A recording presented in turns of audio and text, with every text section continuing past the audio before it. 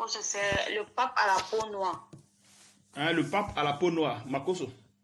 Le pape à la peau noire. Que Dieu nous aide seulement. Le pape à la peau noire.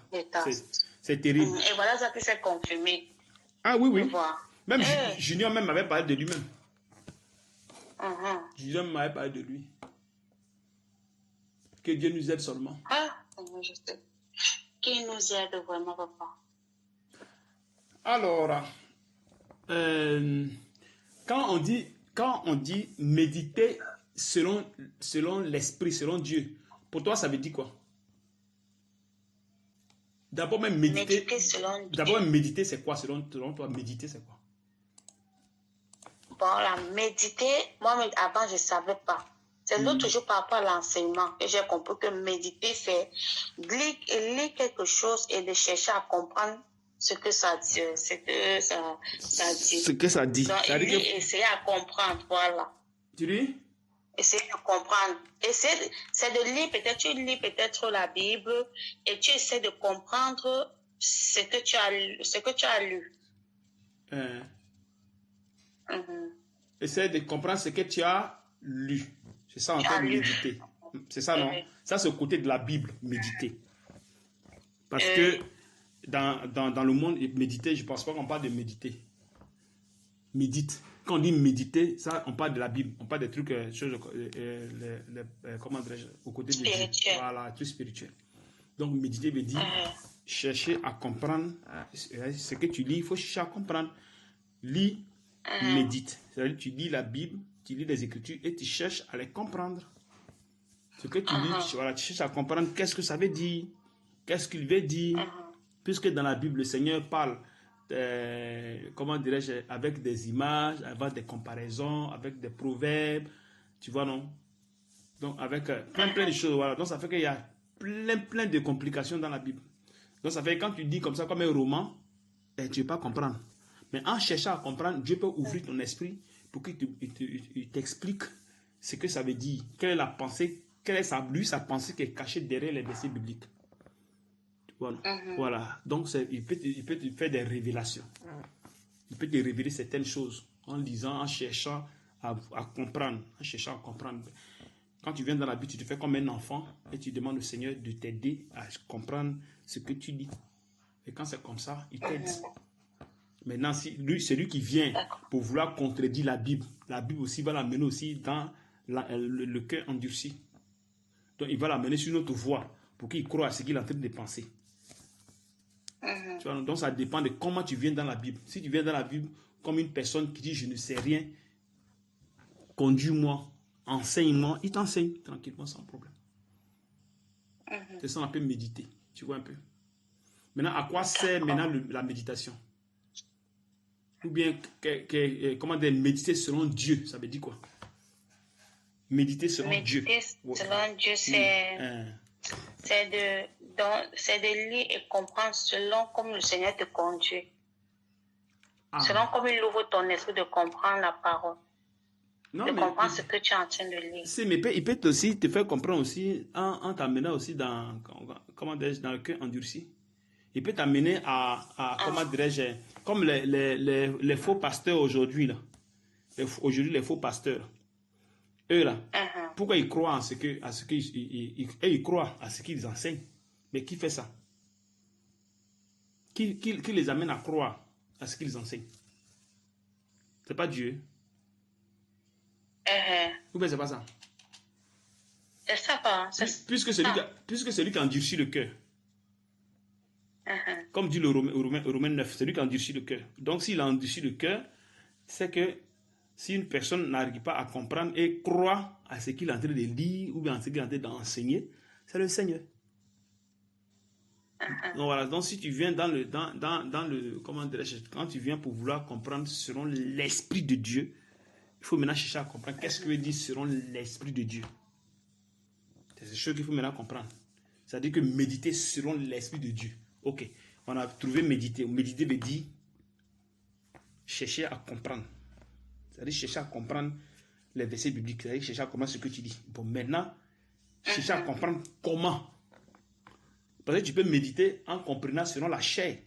Parce qu'il y a des gens qui lisent la Bible et ils ont des compréhensions. Voilà. Maintenant, comprendre selon la chair. Maintenant, comprendre selon l'esprit, qu'est-ce que ça veut dire? Il faut d'abord que tu sois poussé d'abord par l'esprit, non? Mais c'est ce que je suis en train de dire. Tu peux être poussé par le Saint-Esprit et t'amener dans le faux. Il faut que ton cœur soit alors disposé. Attends. C'est ce que je suis en train de dire qui endurcit le cœur? Le Seigneur. Bon, maintenant, si le Seigneur vient endurcir ton cœur puis t'amène dans la Bible, comment il fait? Il va te pousser à ce que tu lises. Ou bien c'est pas ça? C'est ça, papa. Il va t'amener à lire. Il va t'amener à lire et il va t'amener à comprendre le contraire pour que ton cœur soit endurci. Quand les musulmans viennent dans la Bible et ils cherchent à comprendre la Bible, ils cherchent des contradictions pour venir nous contredire, marcher, puis ils commencent. Tu penses qui fait ça? C'est le Seigneur qui les amène et endurcir leur cœur. Donc, plus tu viens pour vouloir comment dirais-je, contredire les chrétiens, tu aussi l'endurcir ton cœur. Et maintenant, qu'est-ce qu'il fait? Il va amener le chrétien, mais même pas bien lui expliquer même, pour que lui-même, son cœur même soit bien endurci même.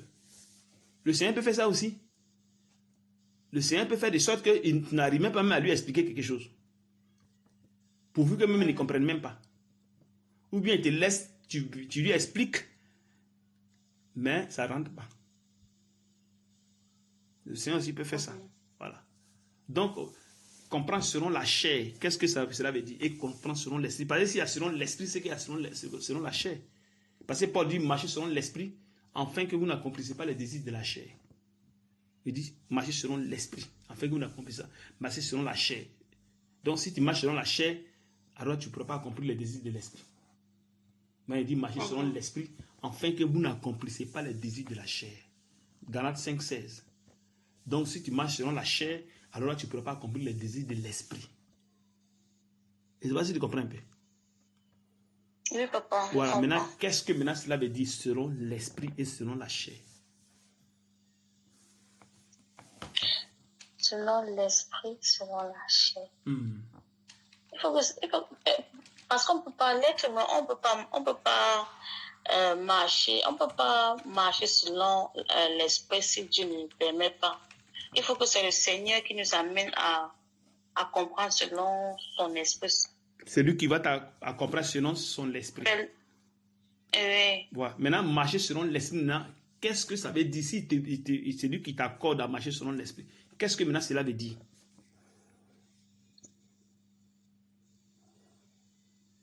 Il faut que tu sois dans sa volonté. Non? Ah, mais la volonté de Dieu, là, même dans le péché, c'est la volonté de Dieu, non? Quand Adam était quand Adam était, comment dirais-je, dans le jardin, dans le jardin, le fait qu'il a péché là, c'était la volonté de Dieu, mais c'était la volonté d'Adam.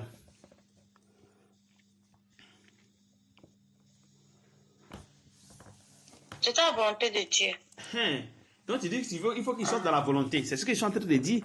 Donc marcher selon l'esprit, il faut qu'il sorte dans la volonté. Et marcher selon la chair, c'est aussi de sa volonté, non? Bon, maintenant, qu'est-ce que ça veut dire maintenant pour que maintenant on essaie de voir maintenant les deux volontés? Marcher selon l'esprit. Non, comment dire, méditer selon. Bon, marcher selon l'esprit d'abord, après on toucher à méditer. Marcher selon l'esprit. Il faut être dans la foi. Amen. C'est maintenant que tu as trouvé. Il faut être dans la foi. Prenons Hébreu. Prends ta Bible. Tu as ta Bible là-bas. Prends la Bible. Hébreu 11, à partir du verset 6.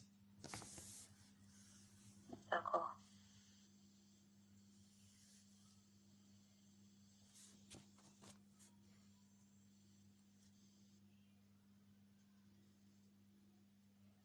Hébreu 11, verset 6. Oh, sans la foi, c'est. Il est impossible de lui être agréable. Voilà, il faut t'arrêter là. Car il faut t'arrêter là. Or, sans la foi, il est impossible de lui être agréable. Donc, sans la foi, il lui est impossible de comprendre la Bible. Sans la foi. Il est impossible de comprendre la Bible. Sans la foi. Donc, tout part de la foi. Tout part de la foi. Donc, marcher selon l'esprit, c'est marcher selon la foi. Quand tu marches selon la foi, tu ne peux pas accomplir les désirs de la chair. Je ne sais pas si tu comprends. Très bien, papa. Voilà. Quand Dieu a dit à Abraham, ta femme aura un fils, qu'est-ce qu'Abraham a dit? Il a cru qu'on parlait. Non, il a dit qu'elle a 90 ans, qu'elle est âgée, tout ça. Tu dis quoi? Il a d'abord dit qu'elle est vieille, non? Qu'elle est âgée et qu'ils sont avancés en âge, tout ça. Bon, maintenant, en disant ça, qu'est-ce qu'il a fait? Est-ce qu'il a cru en Dieu? En ce moment, Tu dis? Il n'avait pas encore cru. En ce moment, il n'a pas cru. En ce moment, il n'a pas cru. Il a été dans le raisonnement. Allons dans Genèse 18. D'accord. Verset combien? Genèse 18, verset 9.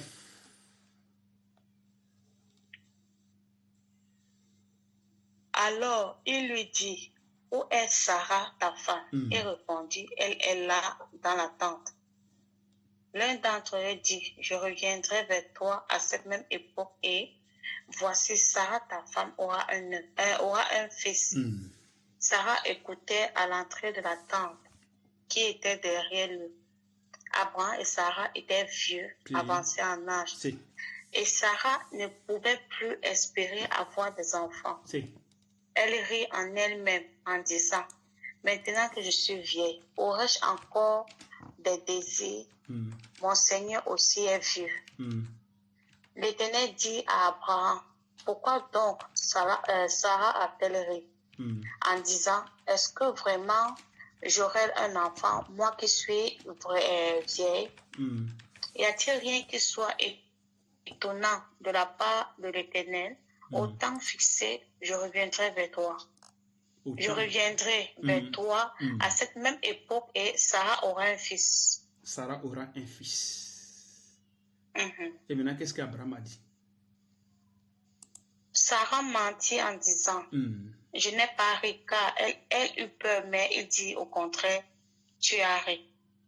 Ces hommes se levaient pour partir et ils regardaient du côté de Sodome. Donc, qu'est-ce que Sarah... va doucement. Il ne faut pas aller à la chose. Qu'est-ce que Sarah a fait là-bas? Est-ce qu'elle a cru? Elle a ri. Elle a douté, non. Elle a douté. Elle a douté, c'est ça? Hein?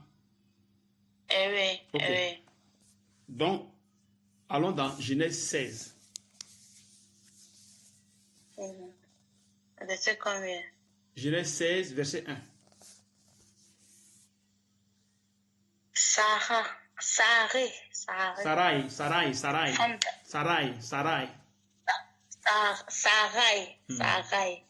Femme d'Abraham ne lui avait point donné d'enfant.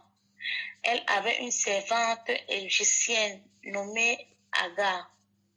Et Sarai dit à Abraham, voici, l'Éternel m'a rendu stérile. Viens, je te prie vers ma servante. Peut-être aurais-je par elle des enfants. Abraham écouta la voix de Sarai. Alors Sarai, femme d'Abraham, prit Agar, l'Égyptien, sa servante, et la donna pour femme à Abraham, son mari. Un instant. Après qu'Abraham... Oui, vas-y. Après qu'Abraham eut habité 10 années dans le pays de Canaan, il alla vers Agar et elle devint enceinte. Quand elle se vit enceinte, elle regarda sa maîtresse avec mépris. Un instant, il faut t'arrêter là d'abord. Un instant d'abord. On dit ça qu'est-ce que Sarah a fait? Sarah a pris sa servante pour donner à son mari. Abraham. Et pourquoi Sarah a fait ça? Parce que elle croyait qu'elle ne devait pas avoir d'enfant, elle ne pouvait pas avoir d'enfant. Elle a préféré donner sa servante puisqu'elle se voyait vieille. Elle croyait que l'Éternel aussi l'avait rendue stérile. Donc elle ne croyait pas, que Dieu allait lui donner un enfant à son âge, c'est ça? Justement. Donc ça dit l'incrédulité. Justement, oui. Non, mais c'est pas ça. C'est ça. Puisqu'elle ne croyait pas. Ok. Maintenant, il faut aller au verset 15.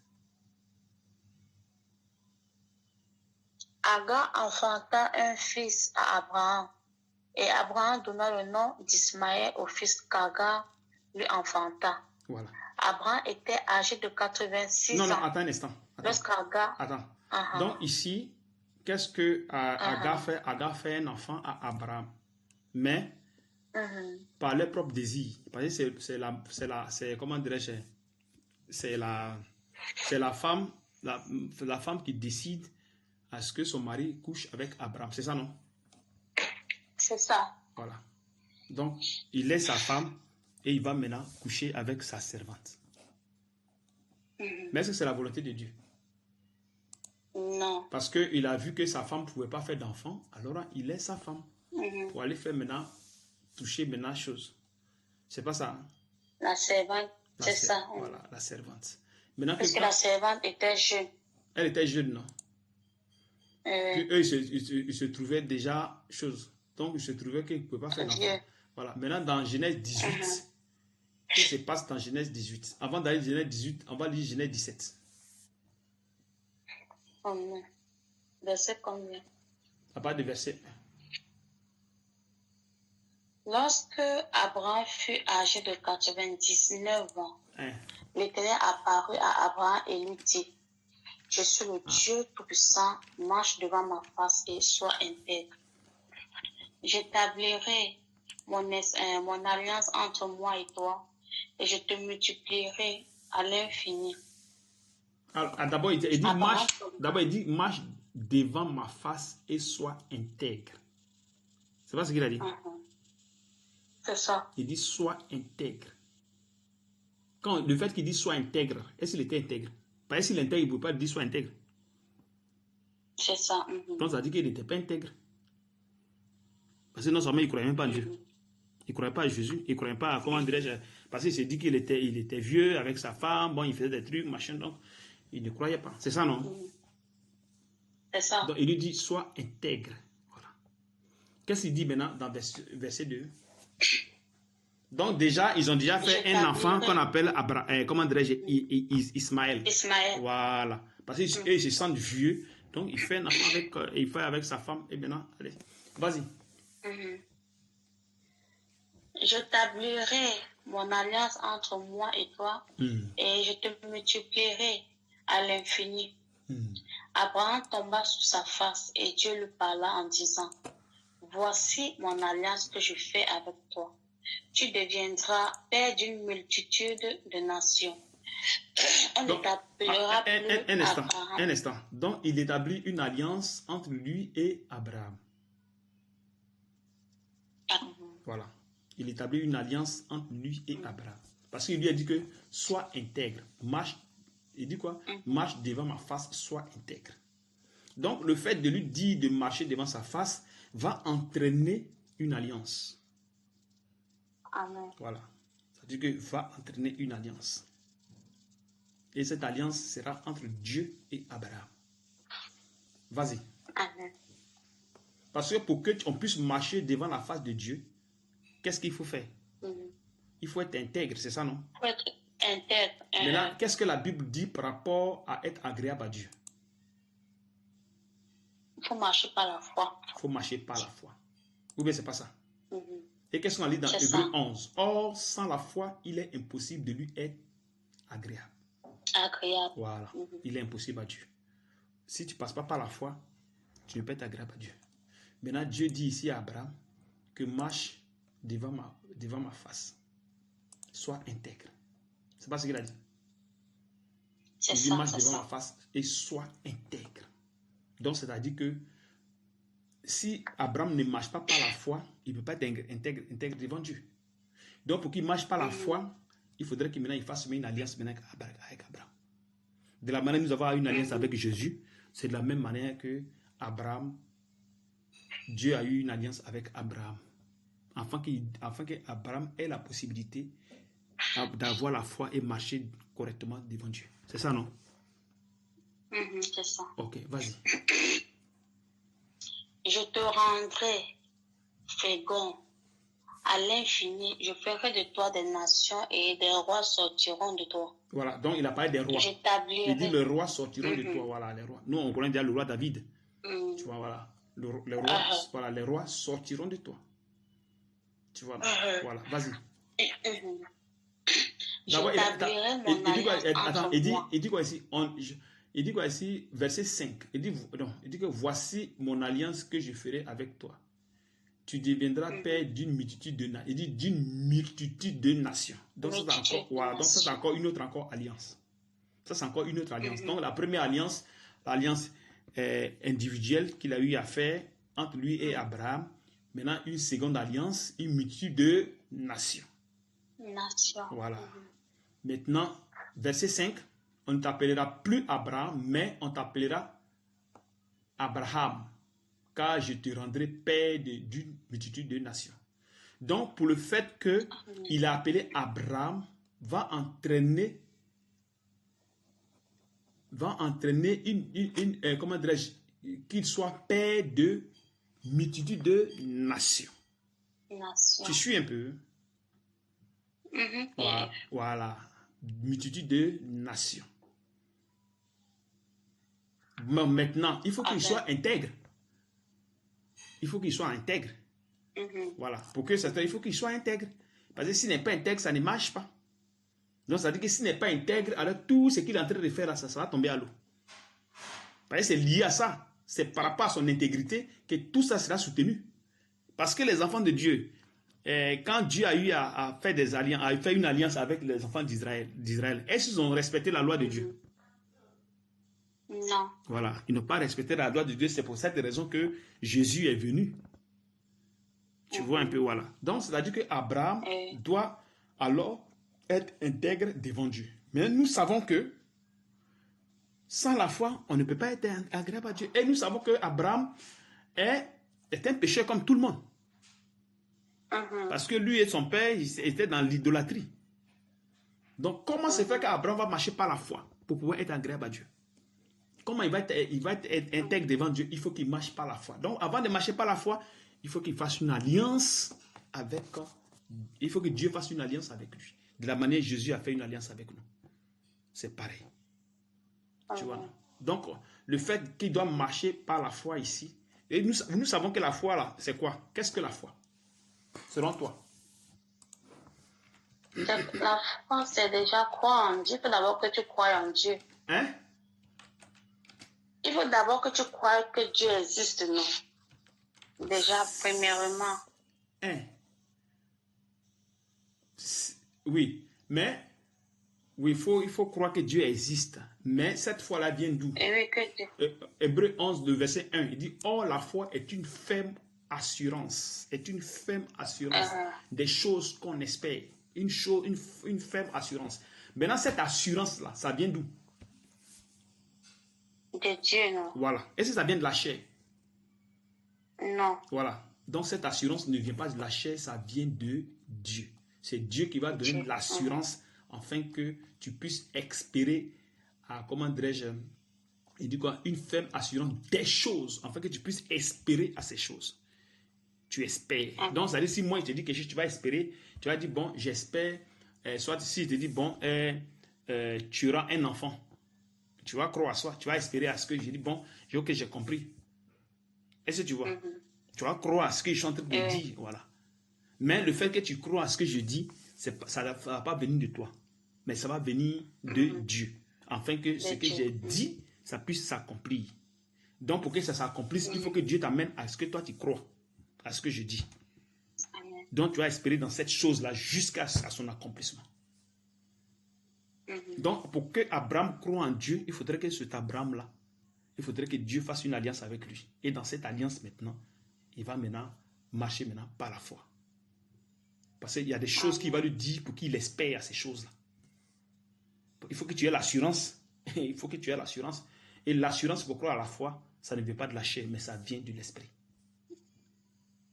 Donc, Abraham, avec sa femme, qu'est-ce qui s'est passé? Quand la femme lui a dit que tu vas faire un enfant. Non, comment dire, il a pris sa servante pour pouvoir faire un enfant. La servante qu'il a eu à prendre Abraham n'a pas pensé à Dieu. Voilà, il n'a pas pensé à Dieu. Et pourquoi il n'a pas pensé à Dieu? Est-ce que Dieu avait déjà fait il avait fait l'alliance avec lui? L'alliance qu'il est en train de faire, s'ils avaient déjà fait l'alliance, où il a dit, il faut marcher. Non, pas encore. Voilà. Pas encore. Pas encore. Donc, Abraham était dans la chair. Donc, il a fait la chose par lui-même. Donc, en faisant cet enfant, il a fait cet enfant par sa propre volonté et non par la volonté de Dieu. Pourtant que nous savons que quand nous faisons les choses par nous-mêmes, ça vient du péché, ça vient du désir. Et nous savons que dans Romains 8, l'affection de la chair ne peut pas se soumettre à la loi de Dieu. Et dans Galates 5,16 dit, marchons selon l'esprit, enfin, bon, il faut lire Galates 5,16. Galates 5,16.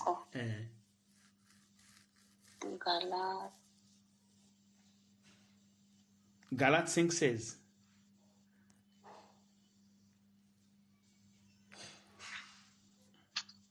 Je dis donc, marchez selon l'esprit et vous n'accomplirez pas les désirs de la chair. Oui. Car la chair a des désirs contraires à ceux de l'esprit, et l'esprit en a de contraires à ceux de la chair. Ils sont opposés entre eux afin que vous ne passiez pas ce que vous voudrez. Voilà. Donc, tu as dit marcher selon la chair, c'est faire ce que tu veux. Tu vois. Et quand tu marches selon l'esprit, tu fais selon ce que Dieu veut. Mais pour marcher selon l'esprit, il faudrait que ça soit par la foi. C'est la foi qui va t'amener à marcher selon l'esprit. Tu comprends maintenant ce que je dis? Je comprends maintenant. Voilà. Je comprends pourquoi. Voilà. Donc Abraham, pour faire l'enfant, il n'a pas marché selon la foi. Tu vois, non? Il a suivi ses désirs. Voilà. Il a suivi ses désirs pour faire Isaac. Donc, il n'y avait pas de croyance. Voilà. Il y a pas de... Maintenant, pour qu'il y ait la croyance, il faut maintenant que Dieu fasse une alliance avec lui. Ça partir de l'alliance maintenant, il va maintenant croire. Il va maintenant espérer maintenant avec assurance ce que Dieu va lui dire. Amen. Tu vois, il va maintenant, tu vois. Donc, alors, donc, il a fait la première alliance avec Abraham. La première alliance. La deuxième alliance, il sera père de multitude de nations. Ça, c'est la deuxième alliance. Vas-y. On retourne maintenant dans Genèse. Genèse 17. D'accord. Genèse verset 17. 5. Verset 5, on a fini. On prend le verset 6. On a verset 7. Verset 6. D'accord. Je te rendrai fécond à l'infini. Si. Je ferai de toi des nations et des rois sortiront de toi. Oui. J'établirai mon alliance entre moi et toi. Voilà, il répète encore. Et tes descendants après toi. Voilà, maintenant une troisième alliance. Tes descendants après toi. Voilà, vas-y. Selon les générations. Oui.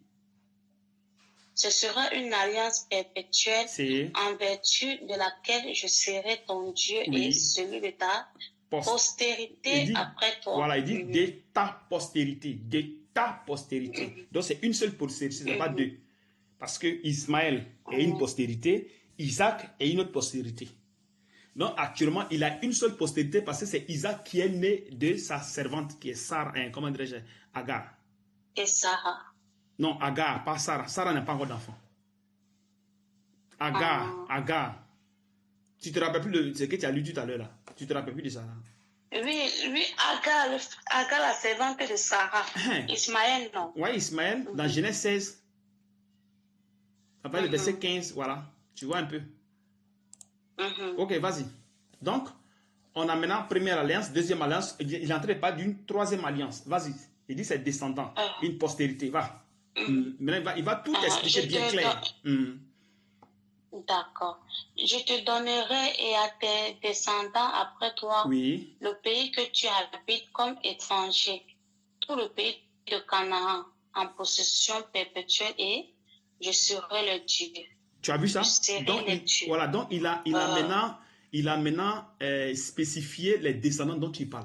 Donc les descendants, c'est ceux-là qui vont habiter dans comment dirais-je, dans ils habiteront comme étrangers dans le pays de Canaan, en possession perpétuelle. Donc Canaan, tu vois, ils vont habiter Donc, ceux qui sont à Canaan, là, ils sont les Israélites. Donc, tu as vu maintenant, donc, multitude de nations, 1, les Israélites, 2, et lui. Ça fait 3 alliances qu'il traite avec Abraham. Tu suis un peu? Je suis. Voilà, donc c'est-à-dire que les païens que nous sommes, les Israélites, et lui. Donc c'est-à-dire que lui, c'est sur lui que reposent maintenant les 2 alliances. C'est sur lui.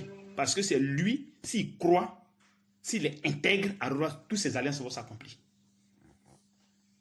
Parce qu'il faudrait qu'il y ait... Donc ça veut dire qu'Abraham était le porteur de bénédiction alors. Mais c'est ça. Il est le porteur de la foi. Il est le porteur de la foi chrétienne. Parce que c'est voilà, la bénédiction. Donc c'est sur lui que tout est posé. Donc le fondement, c'est lui. Le fondement de la foi, c'est Abraham. Tu suis un peu? Je comprends très bien. De la manière, Paul va dire que j'ai posé le fondement. Donc ça veut dire que sur ce fondement, tu ne viens pas pour comment dirais-je, t'édifier sur ce fondement, que tu t'édifies sur un autre fondement, c'est pas Christ. Parce que ce fondement te donne la foi. Ce fondement te donne la foi. Aujourd'hui, là, les choses se manifestent ici selon la Bible parce que le frère Junior a posé un fondement. Et c'est sur ce fondement que nous, maintenant, allez, comment dirais-je, on s'édifie. Maintenant, si un vient, puis il ne s'édifie pas selon que Junior a posé, allez, ça ne marche pas. Ça ne marche pas. Vous suivez un peu, tu suis un peu ce qu'il veut dire? Je suis. Donc, ça veut dire que si quelqu'un d'autre vient dire ce que le frère ne l'a pas enseigné, ça veut dire qu'il n'est pas dans la bonne voie. S'il fait le contraire, il ne peut pas manifester. Voilà, il ne peut pas manifester ce que la foi va manifester avec chose. Il ne peut pas. Parce qu'il y a déjà eu ce problème. Il y a un frère qui est en Côte d'Ivoire qui s'appelle Jules, qui a ce problème-là déjà. Avec lui-même, j'ai parlé. Je ne sais pas si tu as eu dans un de ses enseignements. J'ai écouté l'enseignement. Voilà. Où je lui ai dit que si tu ne suis pas ce qui est là, Dieu peut te faire des révélations qu'il n'a pas fait à Junior. Moi, il me fait ça. Voilà. Dieu peut faire des révélations. Il peut te faire des révélations. Mais ce n'est pas que tu vas contre ce qu'il a dit. Non. Dieu n'a pas pu révéler certaines choses à Paul et qu'il nous révèle aujourd'hui. Il y a des choses qu'il nous révèle qu'il n'a pas révélé à Paul. Peut-être qu'il a révélé à Paul, mais peut-être qu'il n'a pas écrit. Mais ce que nous savons, c'est qu'il a écrit, c'est ce que nous croyons. Amen. Tu vois, non? Mais avant que tu ne fasses tes révélations, il faut d'abord croire. D'abord. Il faut croire d'abord à ce qui est écrit. Quand ce qui est écrit, mais tu crois sur ça maintenant, Dieu maintenant te révèle maintenant certaines choses qu'il n'a pas révélées aux autres. Amen. Tu suis maintenant? Voilà. Maintenant, vas-y maintenant. Voilà. Vas-y.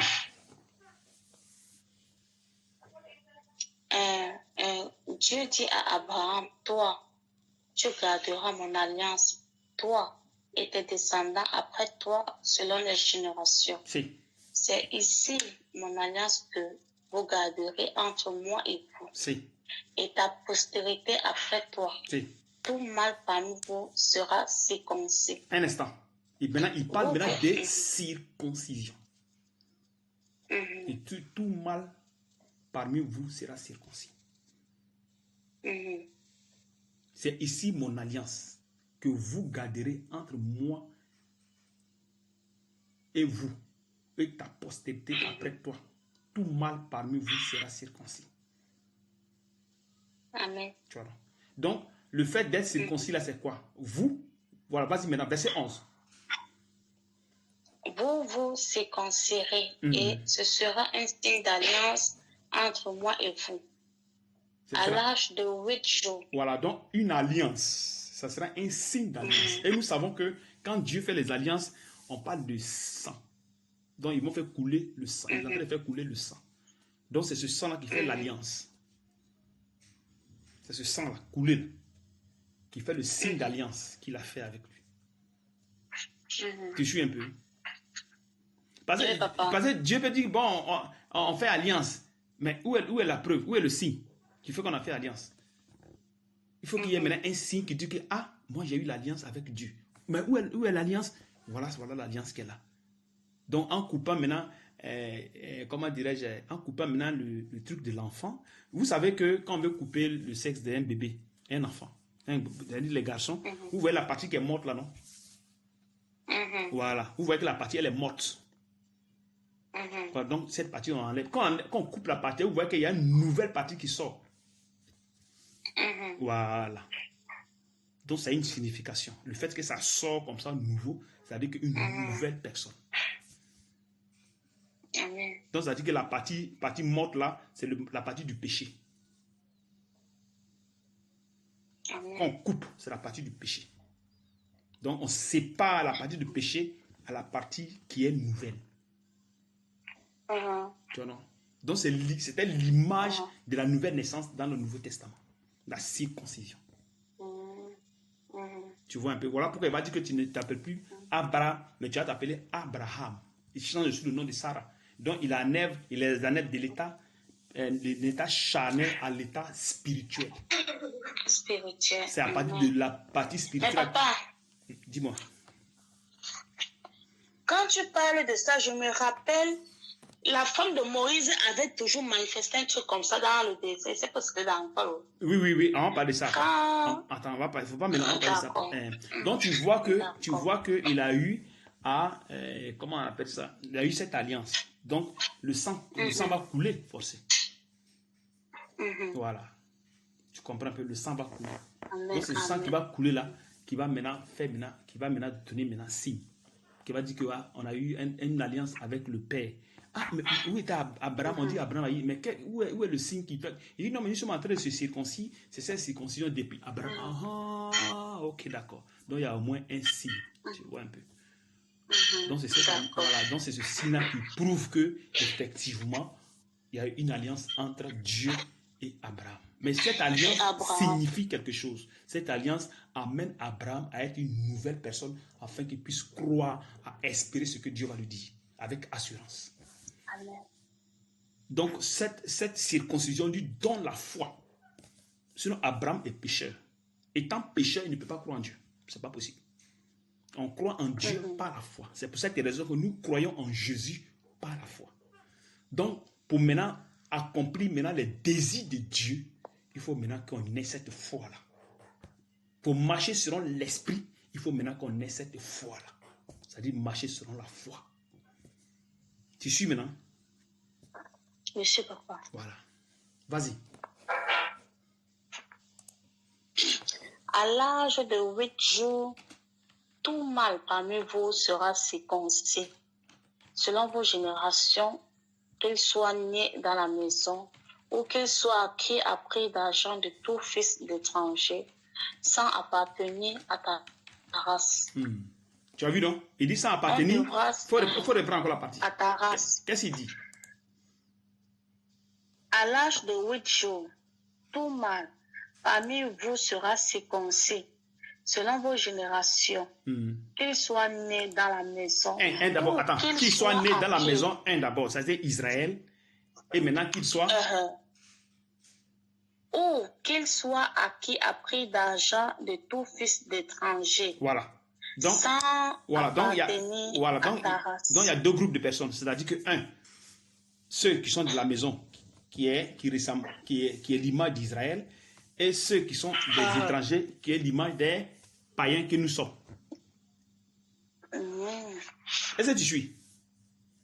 Je suis maintenant, papa. Je suis. Voilà. Tu comprends maintenant? Oui, je comprends. Voilà. Donc, c'est-à-dire que la circoncision qu'on fait, ce n'est pas seulement aux côtés de ses descendants israélites, non. C'est pour aussi les nations, les païens. Tu vois, c'est pour aussi les païens. Vas-y. Vas-y, tu voulais dire quoi? Je vais poser une question. Hein? Je voulais dire que oui, ça se fait parce que dans le monde chrétien comme païen, se circoncient les enfants. Mais ils ne savent pas pourquoi il faut circoncire les enfants. Nous ne sommes plus dans cette histoire de circoncire les enfants. Nous ne sommes plus là-bas. D'accord. Tu vois, non? Vas-y. On devra circoncire celui qui est né. Mais papa. Si. Papa, il veut poser une petite question. Donc, ça veut dire que présentement, si nous ne sommes pas obligés de circoncire les enfants. Non, mais la circoncision, on vient, on vient. On va arriver là-bas. D'accord. On devra circoncire celui qui est né dans la maison et celui qui est acquis à prix d'argent. Oui. Et mon alliance sera dans votre chair une alliance perpétuelle. Oui. Un mâle incirconcis qui n'aura pas été circoncis dans sa chair sera exterminé du milieu de son peuple. Voilà, un instant. Il aura violé mon alliance. Donc, ça veut dire que si tu n'es pas circoncis, alors tu vas faire partie de la famille. Et nous savons que la circoncision est l'image de la foi. Amen. La circoncision est l'image de la foi. Parce que c'est par la foi qu'on peut être agréable à Dieu. Et nous savons que pour avoir la foi, il faut avoir le cœur circoncis. C'est ce que vous êtes en train de faire. C'est-à-dire que dépouiller des désirs de la chair. Donc, à l'image, Dieu dépouille Abraham des désirs de la chair afin qu'il puisse croire en Dieu par la foi. Tu suis un peu? Papa. Voilà. Maintenant, on lit Romains 4, verset 11. Puis après, on revient ici. Romains 4, verset 11. Romains.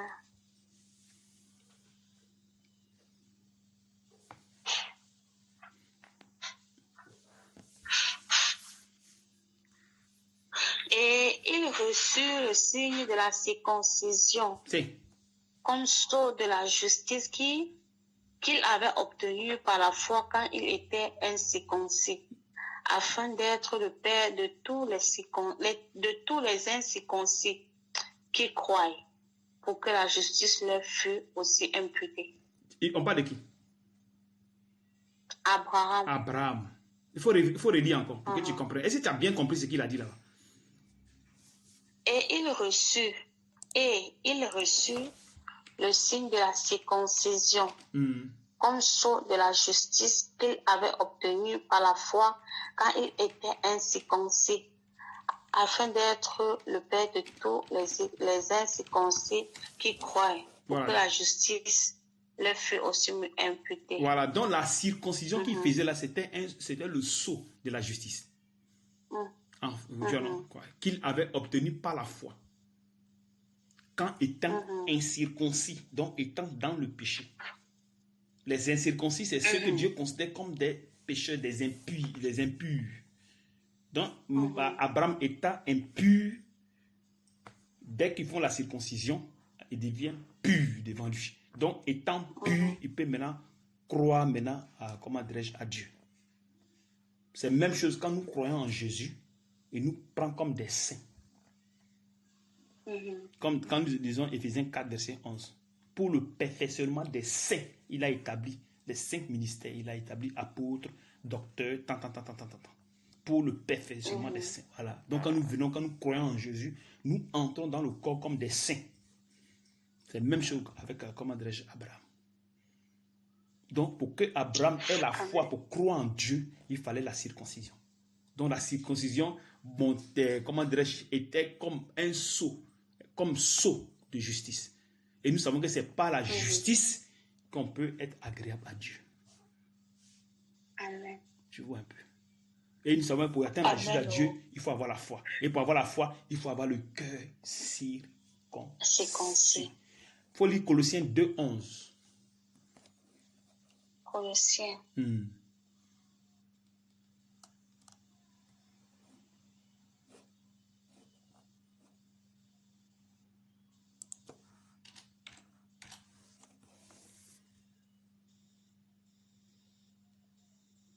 Et c'est en lui que vous avez été circoncis, d'une circoncision que la main n'a pas faite, mais de la circoncision de Christ qui consiste dans le dépouillement du corps de la chair. Voilà, maintenant, de la circoncision, maintenant en Christ maintenant, ce que Abraham avait fait en coupant les pénis aux enfants pour avoir une nouvelle partie, qu'est-ce que la Bible dit ici? Cette circoncision maintenant va se convertir maintenant à circoncision selon Christ, c'est-à-dire selon l'esprit. Donc ça ne sera plus un truc physique. Ça ne sera plus à couper le sexe de l'enfant. Non, ça ne sera plus ça. Mais ça va changer. Tu vois? Comprends. Voilà. Ça ne sera plus circoncis comme on faisait avant. Ça ne sera plus ça. Voilà. Maintenant, ça sera maintenant circoncis de cœur. Donc le cœur, maintenant, qu'est-ce qu'il faut faire? Dieu maintenant va donner maintenant le cœur, là, il va maintenant... Parce qu'il faut dépouiller. Ils vont dépouiller. Il faut relire encore le verset. Et c'est en lui que vous avez été circoncis. Oui. D'une circoncision que la main n'a pas faite. Voilà, donc attends un instant. La circoncision dont il parle, la main n'a pas faite là. La circoncision là, c'est ce qui a été dans Genèse 17 là, c'est qu'on nous venons de lire là. Ça c'est la main qui avait fait ça, couper des enfants. Mais en Christ, voilà, c'est en Christ, ce n'est plus ça. Donc cette circoncision va se convertir. Amen. Maintenant cette circoncision maintenant explique pourquoi Abraham maintenant avait fait circoncision. Pourquoi Dieu avait fait ça? C'était l'image de dépouiller le corps de la chair. C'est-à-dire que dépouiller le corps des désirs du péché. Donc quand on dépouille maintenant le corps du péché, qu'est-ce qui va rester? La personne va marcher selon l'Esprit de Dieu. Donc la personne aura un cœur nouveau, un esprit nouveau. Comme le dit Ézéchiel 36, 26, 27. Pour que tu puisses marcher correctement selon Dieu. Et c'est pas si tu comprends un peu. Je comprends un peu. Allons dans Ézéchiel 36, 26. Ézéchiel 36, 26, 27.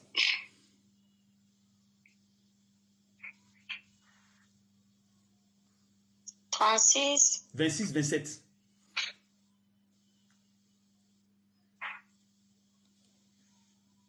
Je vous donnerai un cœur nouveau et je mettrai en vous un esprit nouveau. Je ferai de votre corps le cœur de pierre. Voilà. Donc, il a dit quoi? Il vous donnait un cœur de chair. Donc, il vous donnait un cœur de chair. Il vous donnait un cœur nouveau. De chair. Oui, mais un cœur nouveau d'abord. C'est pas ça? Voilà. Donc, Abraham, pour qu'il arrive à être intègre devant Dieu, il fallait qu'il y ait un cœur nouveau. Et c'est avec ce cœur nouveau qu'il peut maintenant croire en Dieu. Parce que nous savons que la chair ne peut croire en Dieu. Nous sommes nés dans l'iniquité, conçus dans le péché. Tu suis un peu? Voilà. On sait que la chair ne peut croire. Quand nous lisons Psaume 53, à partir du verset 2, 3, et Romains 3, 9, à partir du verset 10. 3, 9 à 10. Nous savons que l'homme ne peut pas, il n'y a pas de bonnes choses dans un homme. La justice n'y est pas. Voilà. Donc, c'est-à-dire que Abraham, qui est un homme comme nous, il ne peut pas croire en Dieu. Ce n'était pas possible. Je ne sais pas si tu suis un peu ce qu'il dit. Oui, parce qu'il était encore charnel. Voilà. Il n'avait pas encore la vie de Dieu en lui. Voilà, il n'avait pas encore la vie de Dieu en lui. Donc, il fallait maintenant qu'il vienne maintenant pour que maintenant Dieu puisse maintenant faire cette circoncision avec lui, qui était l'image du dépouillement du corps de la chair.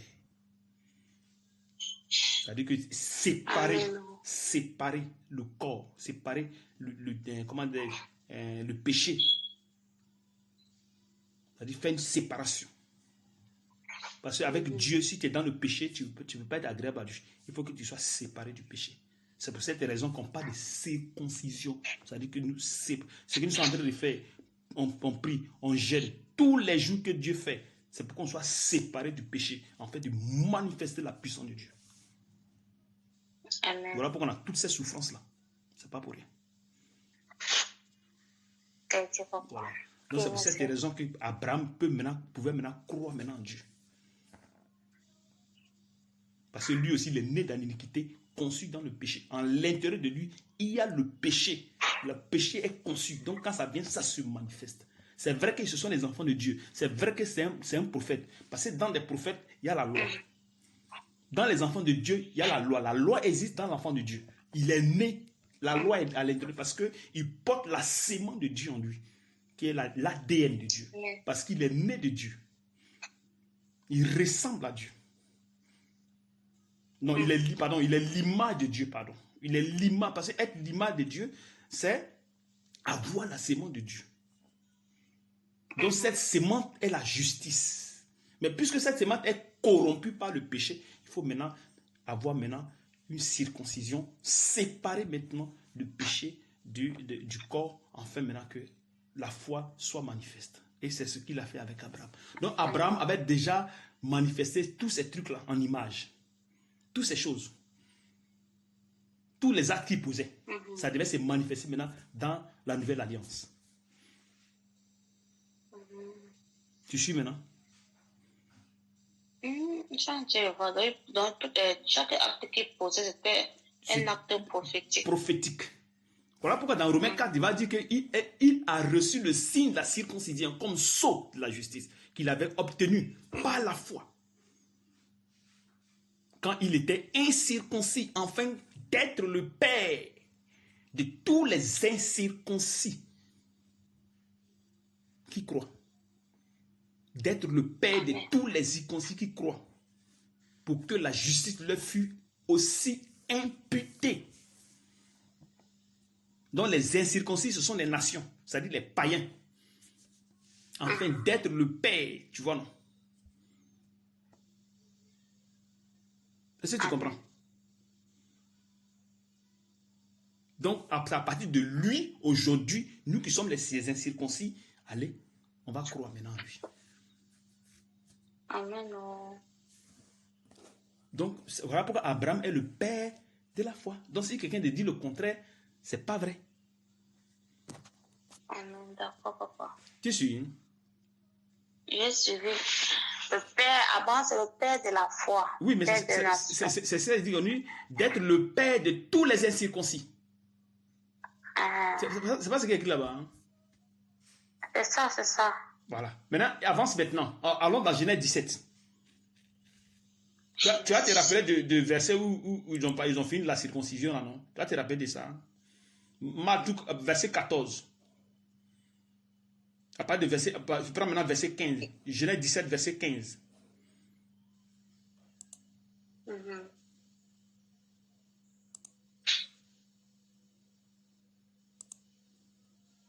Dieu dit à Abraham, tu ne donneras plus à Sarai, ta femme, le nom de Sarai, mais son nom sera Sarah. Voilà, donc ici, voyez qu'il change maintenant aussi le nom de Sarah. Donc le pénis qu'on coupe, on coupe la partie morte. Parce que quand tu es atteint du péché, tu es mort spirituellement. Donc la partie, tu vois comment elle est morte là, voilà. Ça c'est la partie du péché. C'est l'image de la partie du péché. Donc le mot Sarah, c'est le côté, le côté charnel. Elle prend maintenant le côté maintenant spirituel qui est Sarai. Tu comprends maintenant? Oui, papa. Voilà. C'est comme s'ils avaient reçu le Saint-Esprit. Et ils sont nés de nouveau. De nouveau. Voilà. Donc, ils quittent d'un état, de l'état charnel à l'état spirituel. Donc, étant maintenant du côté maintenant spirituel, maintenant, ils pouvaient maintenant croire en Dieu. Amen. Tu suis un peu. Maintenant, vas-y. Je suis très bien, papa. Vas-y. Je la bénirai. C'est. Et je te donnerai d'elle un fils. Je la bénirai et elle deviendra des nations. Oui. Des rois de peuples sortiront d'elle. Oui. Abraham tomba sur sa face et rit. Donc, attends, un instant. Un instant. Tu as vu qu'il lui a dit qu'il va il a dit ce qu'il va faire à Sarah. Voilà. Il va lui donner un enfant, il va faire ceci, il va faire cela. Maintenant, qu'est-ce qu'il lui dit maintenant? Qu'est-ce qu'il lui fait maintenant à la fin? Comment dire, par la suite? Il rit. Il a ri. C'est-à-dire, Dieu te dit ceci et toi tu ris. L'incrédulité, non? Voilà, l'incrédulité. Vas-y, Et dit en son cœur, naîtrait-il un fils à un homme de 100 ans? Voilà. Et Sarah, âgée de 90 ans, enfanterait-elle Tu as vu? Et Abraham dit à Dieu, oh, qu'Ismaël vive devant ta face. Voilà, donc qu'est-ce qu'il vient maintenant? Il vient présenter maintenant l'enfant qui est né dans le péché. C'est-à-dire l'enfant qui est né selon eux les désirs. Il vient maintenant le présenter pour dire que non, non, non, il veut prendre cet enfant-là pour faire l'alliance. Maintenant, qu'est-ce que Dieu va dire? Dieu dit, certainement, Sarah, ta femme t'enfantera un fils, et tu l'appelleras du nom de Isaac. Donc, tu vois ça? Donc, Dieu, un instant, Dieu maintenant, Abraham présente Ismaël. Dieu dit non. Sarah va te faire un fils. Ça va appeler Isaac. Mais ce n'est pas Ismaël. Parce que Ismaël n'est pas né de ma volonté. Ismaël est né de la volonté de votre chair. Donc, je ne peux pas faire d'alliance avec lui parce qu'il est impur. Tu suis un peu? Je suis, papa. Voilà. De la donc, manière... ça veut dire qu'il ne peut pas faire d'alliance avec Ismaël parce qu'il n'est pas né selon sa volonté. Non, ce n'est pas né selon sa volonté. Il est né selon, selon eux leur volonté. Oui. Donc, il est né selon la chair. Maintenant, qu'est-ce que Dieu dit? Maintenant, il va passer par lui, sa volonté à lui. Donc, il y a un enfant qui va venir au monde selon lui, sa volonté, en lui donnant un nom. Même chose avec Jésus qui vient sur la terre. Selon la volonté de Dieu, il donne un nom. Est-ce que tu suis? Monsieur, papa. Quand Jésus devait venir au monde, est-ce que Marie n'était pas vierge?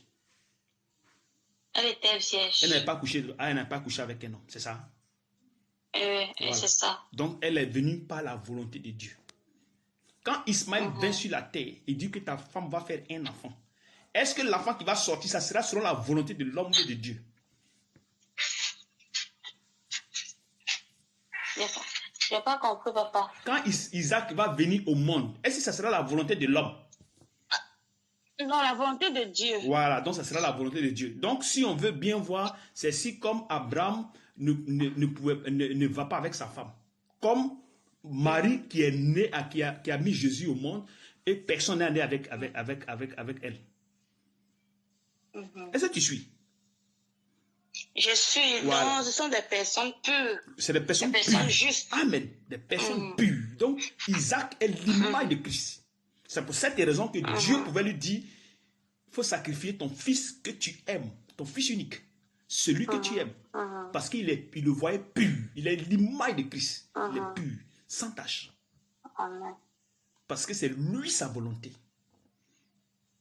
Donc, il pousse maintenant Abraham à aller avec sa femme pour faire maintenant l'enfant. C'est dans ça maintenant Abraham va accomplir maintenant la loi qui est dans la Genèse 1. Allons là-bas. Puis après on revient ici. Amen. Amen. Genèse 1. Verset combien? Verset 28.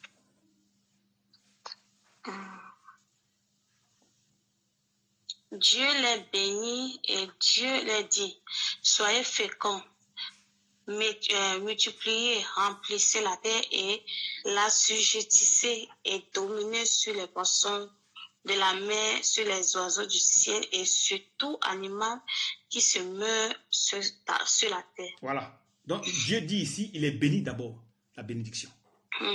C'est la première des choses. Il dit maintenant, Dieu les bénit et Dieu les dit, soyez féconds, multipliez. Donc, tout ce qu'ils vont faire, ils vont faire ça dans la bénédiction de Dieu, mais sans le péché. Voilà. Sans le péché, ils vont se multiplier sans le péché. C'est quand Ève s'est levée, elle allait toucher à ce que Dieu lui dit de ne pas faire, c'est là le péché est entré.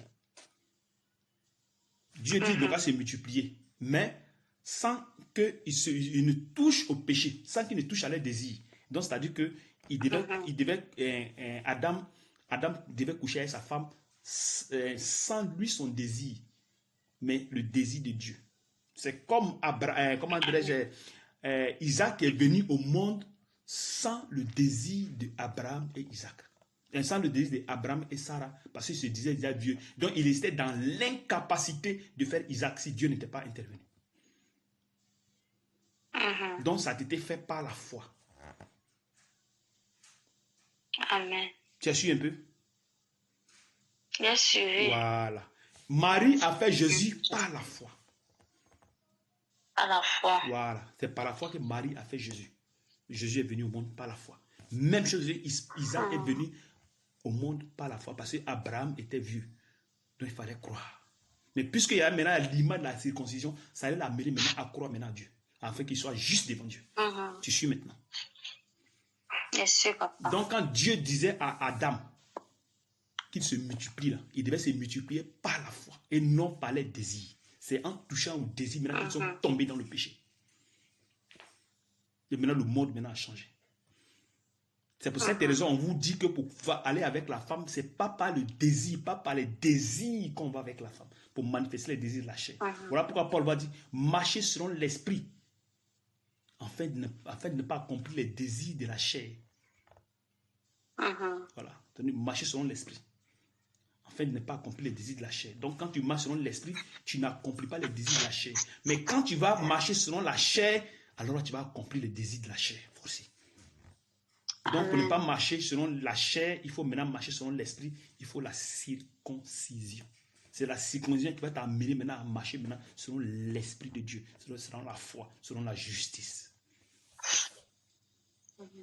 Tu suis? Je suis, papa. Voilà.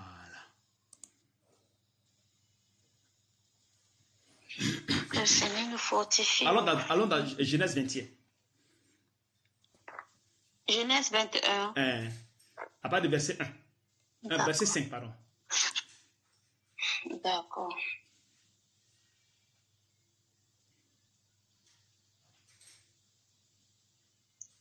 Abraham était âgé de 100 ans à la naissance d'Isaac, son fils. Si. Et Sarah dit, Dieu m'a fait un sujet de rire. Quiconque l'apprendra rira de moi. Si, attends, tu as quel âge? Il dit Genèse 21. Oui, verset 5. Verset 5. Abraham était âgé de 100 ans à la naissance de... Oui, c'est ça, vas-y.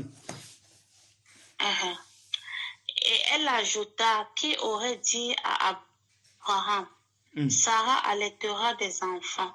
Cependant, je lui ai enfanté un fils dans sa vieillesse. Vas-y. Je continue. Ok. L'enfant grandit et fut sévré et Abraham fit un grand festin le jour où Isaac fut sévré. Sarah vit rire le fils de Hagar. L'Égyptien avait enfanté à Abraham.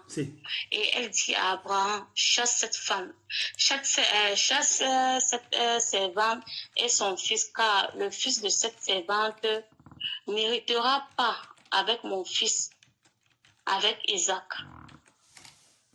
Cette parole déplut fort aux yeux d'Abraham à cause de son fils. Mais Dieu dit à Abraham, que cela ne te déplaise pas à tes yeux, à cause de l'enfant et de ta servante. Qu'est-ce que Dieu... Accorde à Sarah tout ce qu'elle te demandera. Maintenant, qu'est-ce que Dieu dit? Vas-y. Car c'est d'Isaac que sortira une postérité qui te sera propre. Amen. Donc, qu'est-ce que Dieu dit ici maintenant à Ismaël, de la part d'Ismaël? Il dit maintenant à Abraham de se séparer d'Ismaël. Et nous avons dit que l'Ismaël est l'image de quoi? De la chair, voilà, péché. L'image de la péché, donc de la loi. Parce que c'est de la loi que sort le péché. Donc maintenant, il faut maintenant que Abraham maintenant se sépare maintenant du péché, se sépare maintenant de la loi. C'est pour cette raison maintenant, comment dirais-je, c'était l'image de la foi qui devait remplacer la loi. Est-ce que tu suis?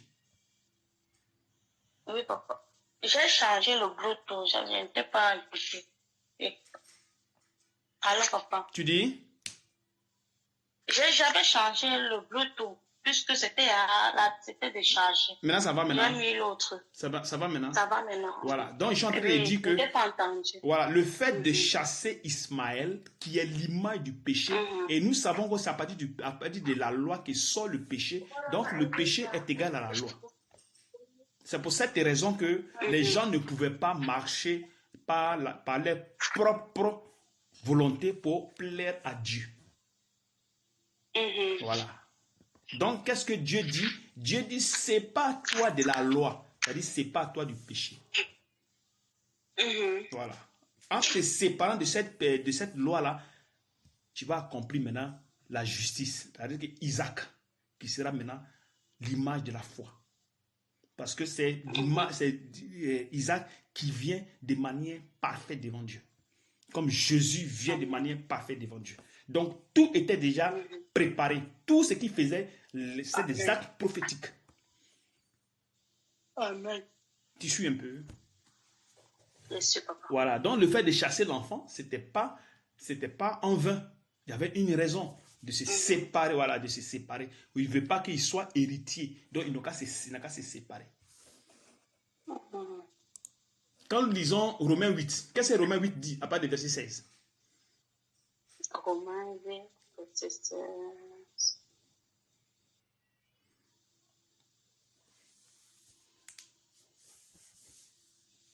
L'Esprit lui-même rend témoignage à notre esprit que nous sommes enfants de Dieu. Vas-y. Or, si nous sommes enfants, nous sommes aussi héritiers. Voilà. Héritiers de Dieu et co-héritier de Christ. Tu as vu? On dit héritier de Christ. Ça veut dire héritier de Dieu. Donc tu vois que dans la foi, nous sommes héritiers. Et Isaac, héritier d'Abraham. Abraham est l'image de Dieu. Abraham est l'image de Dieu. Parce que quand Abraham partait pour sacrifier son fils, c'était l'image de Christ, Dieu qui partait sacrifier Jésus. Voilà pourquoi Isaac est un produit pur. Tu suis maintenant? Je suis papa. Voilà. Donc de la manière Isaac est héritier, c'est comme ça, nous aussi, nous sommes héritiers. Nous sommes les héritiers. Mais dans la foi. Toujours dans la foi. Donc on revient maintenant à notre question. Vivre, marcher selon l'esprit, marcher selon la chair. Qu'est-ce que ça veut dire maintenant? Papa. Qu'est-ce que ça veut dire maintenant? Marcher selon la chair, nous avons on a compris que c'est le péché. Si. Donc marcher selon la chair, c'est marcher selon le péché. Et marcher selon l'esprit, c'est marcher selon la foi. Marcher selon Dieu. C'est pas ça? Oui, selon Dieu. C'est ça. Maintenant, méditer selon Dieu, ça veut dire quoi? Nous savons que méditer veut dire chercher à comprendre. Maintenant, chercher à comprendre, maintenant, dans quel sens? Selon la chair ou selon l'esprit? Non, selon l'esprit. Selon l'esprit. Maintenant, qu'est-ce que ça veut dire selon l'esprit maintenant? Méditer selon l'esprit. Méditer selon la pensée de Dieu. Selon la sagesse de Dieu. D'accord. Parce que Dieu a sa sagesse.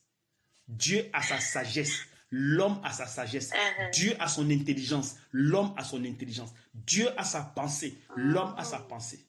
Il dit, mes pensées ne sont pas vos pensées. Mes voix ne sont pas vos voix. Donc l'intelligence de Dieu n'est pas l'intelligence des hommes. La sagesse de Dieu n'est pas la sagesse des hommes. Donc quand tu veux méditer, et tu veux méditer selon Dieu, tu disposes ton cœur. Pour disposer ton cœur, il faut que tu sois dans la foi. Il faut que tu sois dans la foi. C'est à partir de la foi, c'est étant dans la foi que tout se passe. Donc en disposant ton cœur, pour que Dieu puisse circoncire ton cœur dans les jeûnes et prières, ça va t'amener à méditer selon Dieu. Ça va t'amener à méditer selon Dieu. C'est une obligation. Parce que Dieu va commencer à enlever dans ta chair tout ce qui te bloque à méditer. Même si tu commences à méditer, mais que tu n'arrives pas, mais quand tu as ça dans l'esprit, Dieu, amène-moi à méditer. Dieu, amène-moi à lire la Bible. Dieu, fais-moi grâce à faire ceci. Quand tu vas tourner dans ton esprit tout le temps, ça va te mettre en marche. Tu vas quitter la chair. Au fur et à mesure que tu jeûnes, tu dis au Seigneur, amène-moi à méditer, fais-moi méditer. Tu arriveras à un moment, allez, tu vas commencer à méditer. Il va t'amener à méditer, il va commencer à te lire la Bible, il va commencer à t'expliquer. Parce que les enseignements qu'on vous donne, quand vous partez méditer, ça vous ouvre l'esprit. Les enseignements qu'on vous donne, quand vous les suivez bien, en lisant la Bible, ça vous ouvre l'esprit pour que vous compreniez ce que vous dites. Parce que la Bible est codée. Donc, si tu n'es pas appelé pour l'enseigner, tu vas causer des problèmes. Tu vas causer de graves problèmes. Tu vois un peu. C'est pour cette raison que Dieu nous appelle. On ne peut pas aller dans une école de théologie pour venir enseigner la parole. Ce n'est pas possible. On ne fait pas école de théologie. Dans l'école de théologie, il n'y a pas, même s'il y a les révélations, ce n'est pas selon Dieu. Non, ce n'est pas selon Dieu. Parce que Jésus, qu'est-ce qu'il dit dans Jean 6, 63? Il dit, les paroles que je vous dis sont esprit et vie. Sont esprit et vie. Donc les paroles qui sortent de nous ont une puissance. C'est pour cette raison, quand on prêche, après on est fatigué. Parce qu'on fait sortir de la puissance. Puisque c'est Dieu qui parle au travers de nous pour enseigner la parole. Ce n'est pas nous. Parce que nous sommes chers. Si c'est nous, ça ne va pas marcher. Ça ne peut pas vous transformer. Ça ne peut rien vous faire. Ça ne peut pas vous donner la vie. Tu vois un peu. Amen. Donc quand vous partez et écoutez les enseignements, ça éclaire votre personne.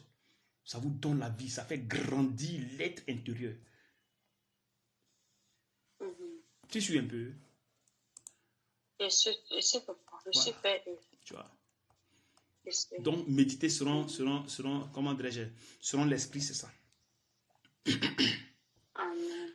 Donc, méditer selon Dieu, c'est la pensée de Dieu. Méditer selon la pensée voilà, de selon Dieu. la pensée de Dieu. Voilà. L'intelligence de Dieu. L'intelligence de Dieu. La sagesse de Dieu. Selon la sagesse de Dieu. Mais ce n'est pas la sagesse que nous enseignons. Amen. Tu vois, c'est la sagesse, pas la sagesse que nous enseignons. Nous ne pouvons pas. Donc, ça veut dire que si tu veux méditer, selon Dieu, tu n'as qu'à dire aussi au Seigneur, donne-moi, ouvre-moi l'esprit pour que je puisse méditer, Père. Parce qu'on dit, tous ceux qui sont conduits par l'Esprit de Dieu sont fils de Dieu. Voilà. Donc, quand vous avez ce cœur, disposez ce cœur pour pouvoir gêner, prier, Dieu vous conduit, sans que vous ne vous en rendez compte.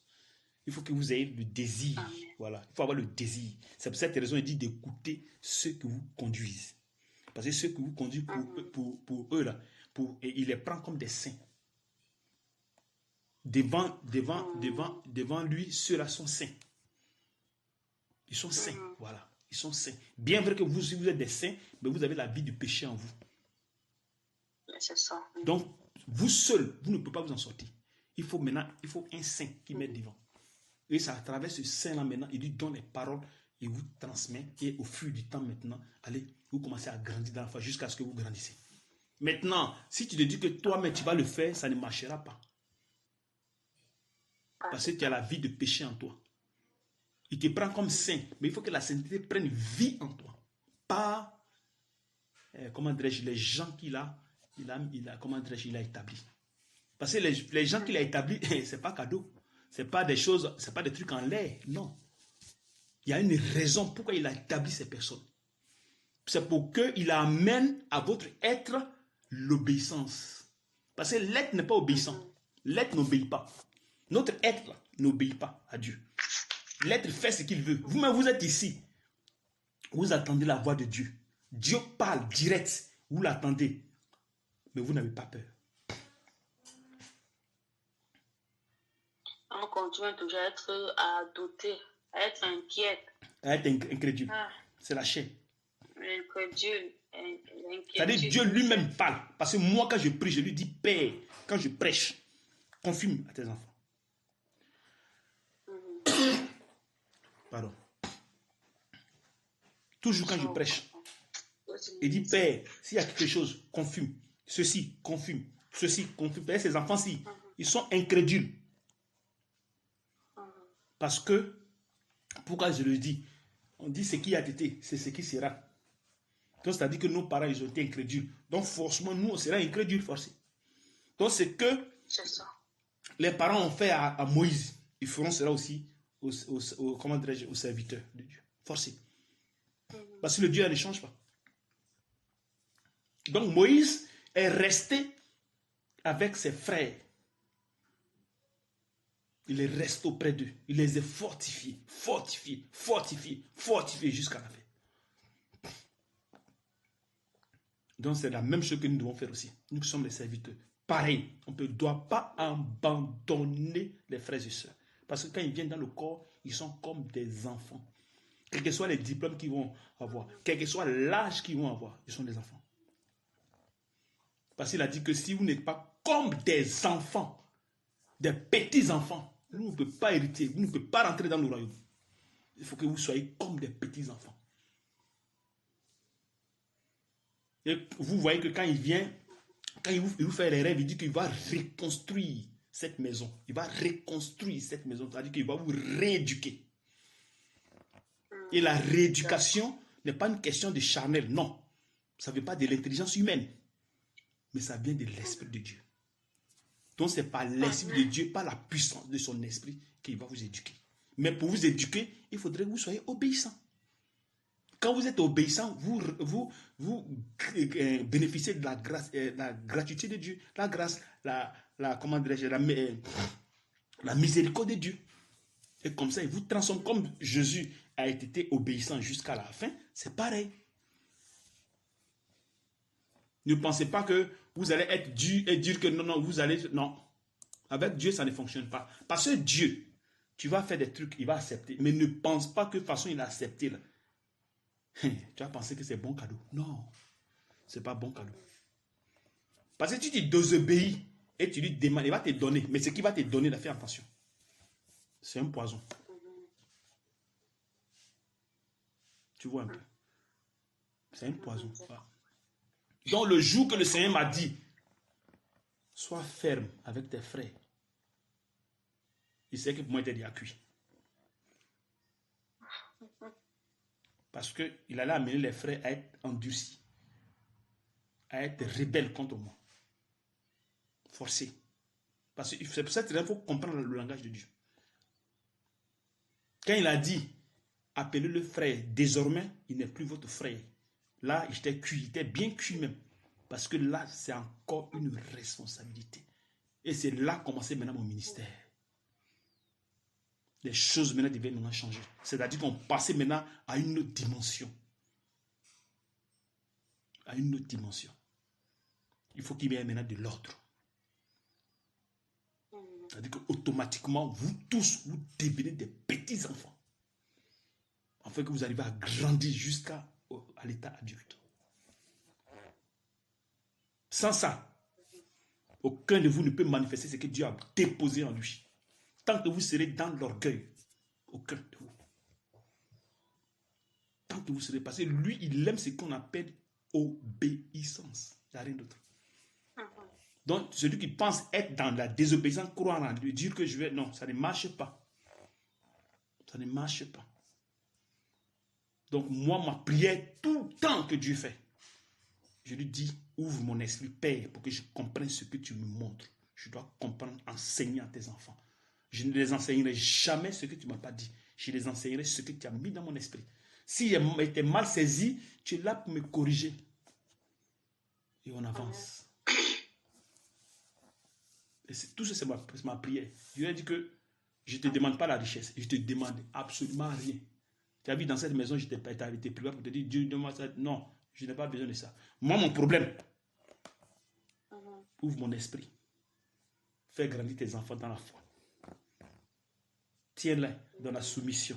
Fais de sorte qu'il arrive à tenir quand il y a les persécutions. Parce qu'il sait que ce n'est pas facile pour vous. Il sait que c'est dur. Mais je suis toujours près de vous. C'est pour cette raison, la nuit, il me réveille. Il dit, fais les messages à tes enfants. Je fais les messages. C'est là où vous recevez les messages. Vous recevez des messages pour que vous vous rappelez que vous devez prier toutes les nuits. Pour que le cœur aille à l'obéissance, pour que le cœur puisse s'attacher à lui. Pour ne pas que le cœur puisse s'attacher à vos désirs. Parce que nous sommes dans le monde. Et il y a des choses qui sont dans le monde. Il y a plein de choses dans le monde. Donc pour ne pas qu'on soit emporté par le vent du monde, il faut qu'à chaque fois ce cœur-ci soit rappelé. Voilà pourquoi il a dit, insiste. À toute occasion, il faut enseigner, il faut insister, il faut revenir sur les enseignements au fil du temps, qu'on insiste, on rappelle, on fait ceci, on fait cela. Voilà pourquoi le Saint-Esprit ramène les mêmes enseignements, afin que ça soit collé sur votre cœur. Et le Saint-Esprit va inscrire ça sur votre cœur. Parce que le cœur maintenant est nettoyé. C'est pour cette raison, moi je dis, que ce n'est pas par la connaissance qu'on a la foi, mais c'est à partir de la foi qu'on a la connaissance. Quand la foi y est, quand le cœur est bien nettoyé, allez, la foi maintenant peut faire maintenant la distinction des choses. Quand ta foi est bien construite, c'est-à-dire détachée du péché, détachée des désirs de ce monde, détachée des murmures, détachée des inquiétudes, détachée de la jalousie, de la haine, du mépris, de l'orgueil, de la comparaison, de la sexualité, de la perversité, des querelles, comment on appelle ça? Mauvaise pensée. Voilà, toutes ces choses-là, quand c'est séparé de ça, le cœur maintenant est disponible maintenant, comment dirais-je, pour Dieu. Et quand c'est comme ça, le cœur maintenant peut maintenant bien marcher correctement. Maintenant, Dieu peut maintenant diriger maintenant ce cœur à méditer, à lire la Bible, à écouter les enseignements. Ça maintenant c'est selon Dieu. Parce que la chair n'y est plus. La lourdeur n'y est plus. Tu comprends maintenant? Amen. J'ai compris. Voilà. Donc c'est un peu ça. Que le Seigneur te fortifie. Tu as des questions? Le Seigneur fait grâce. Non, pas pour le moment. Mais tu as bien saisi, non? Bien saisi, mais il faut que je revienne encore sur ça. Il faut bien comprendre. Amen. Parce que parfois, on dit qu'on a compris, mais après, là... Amen. Que le Seigneur te fortifie. Le Seigneur va faire grâce. Il va encore écouter. Amen. Que le Seigneur te fortifie. Merci, Père. Amen. Merci beaucoup.